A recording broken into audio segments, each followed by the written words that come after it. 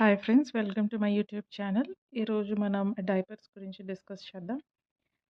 అసలు డైపర్స్ రోజుకి వేయొచ్చా? వేస్తే ఏ కేర్ తీసుకోవాలి? ఎన్ని టైప్స్ ఆఫ్ డైపర్స్ ఉన్నాయి? ఇది చూద్దాం ఈరోజు.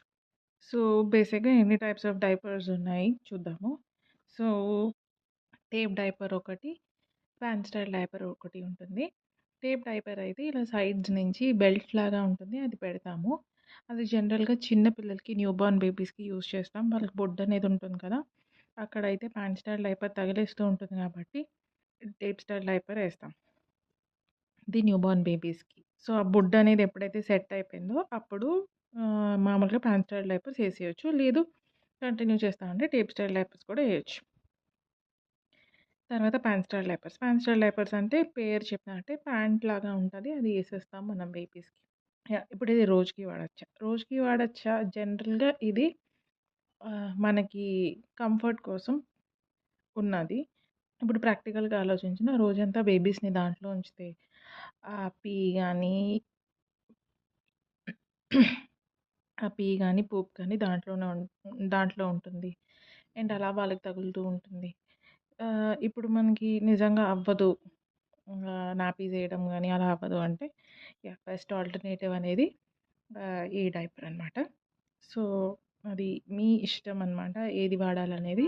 కానీ ఒకటేంటంటే ఈ డైపర్ వల్ల ఎన్వైర్న్‌మెంట్‌కి కూడా అంత మంచిది కాదు. అది డిగ్రేడ్ అవ్వడానికి చాలా ఇయర్స్ పడతాయి. నేను ఏం యూజ్ చేస్తాను, డైపర్స్ ఏ టైంకి ఏమేస్తాను అనేది నేను నెక్స్ట్ వీడియోలో చూపిస్తాను. ఏ కేర్ తీసుకోవాలనేది చూద్దాము. ఫస్ట్ అయితే డైపర్ ఒకవేళ మీరు డైలీ రోజంతా ఏస్తున్నారు అంటే ఫ్రీక్వెంట్‌గా చేంజ్ చేస్తూ ఉండాలి. ఎవ్రీ 3 అవర్స్‌కి మినిమమ్. ఇప్పుడు ర్యాష్ రాకుండా ఏం చేయాలి? ఒకవేళ మీరు కంటిన్యూయస్‌గా డైపర్స్ ఏయాల్సొస్తుందంటే వాళ్ళకి ర్యాష్ క్రీమ్ అనేది అప్లై చేయొచ్చు. లేదా ఆయిల్ అనేది అప్లై చేయొచ్చు. కోకోనట్ ఆయిల్, నేను యూజ్ చేసేదైతే కోకోనట్ ఆయిల్. అది జనరల్‌గా స్కిన్‌కి చాలా మంచిది. కోకోనట్ ఆయిల్ అనేది స్కిన్ మీద ఉంటది కాబట్టి వాళ్ళు పీ చేసినా అది ఇరిటేట్ అవ్వకుండా స్కిన్ మీద ఏమీ ప్రాబ్లమ్ రాకుండా ఉంటదనమాట. లేదు ర్యాష్ వచ్చింది అంటే మాత్రం నేను డైపర్ ర్యాష్ యూజ్ చేస్తాను. సో, ఇప్పటి వరకైతే ఎప్పుడు ర్యాష్ రాలేదు.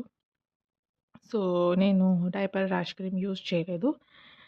దెన్ క్లీనింగ్ అనేది కరెక్ట్‌గా చేయాలి. ఒక డైపర్ తీసి వెంటనే వేరే డైపర్ ఏసేయకూడదు. సరిగ్గా క్లీనింగ్ అనేది చేయాలి. క్లీనింగ్ చేయకపోతే మళ్ళీ ఆ బ్యాక్టీరియా అక్కడే ఉండిపోయి అన్నీ అవుతాయి. అండ్ ఇక్కడ కూడా ఒక పాయింట్, జనరల్‌గా వైప్స్‌తో క్లీన్ చేసేస్తూ ఉంటారు. వైప్స్‌లో ఆల్కహాల్, కెమికల్స్ ఉండడం అసలు మంచిది కాదు. సో, నేనైతే వైప్స్ ప్రిఫర్ చేయను. నేనైతే ఎప్పుడు వాటర్‌తోనే క్లీన్ చేస్తాను. Tissue, normal water, normal tissue దీంతోనే క్లీన్ చేస్తూ ఉంటాను. బట్ ట్రావెలింగ్ ఆ టైంలో మాత్రం కొంచెం ఇబ్బందవుతది. సో, ఆ టైంలో అయితే వెట్ వైప్స్ యూజ్ చేయొచ్చు.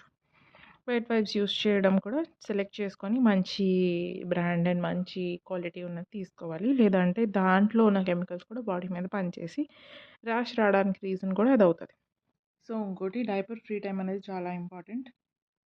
డైపర్స్ ఎంత అలా వేసేస్తూ ఉంటే మంచిది కాదు. ఎయిర్ కూడా తగులుతూ ఉండాలి. సో, ఎవ్రీ డైపర్ చేంజ్‌కి ప్రతిసారి డైపర్ మారుస్తున్నప్పుడల్లా ఒక 10, 15 మినిట్స్ అయినా జస్ట్ ఒక నార్మల్ న్యాపీ ఎయడమో, లేతే జస్ట్ అలాగే ఎయిర్‌కి ఉంచడమో చేస్తూ ఉండాలి. అండ్ ఇక్కడ నేను ఒక టిప్ చెప్దాం అనుకుంటున్నాను మామ్స్‌కి.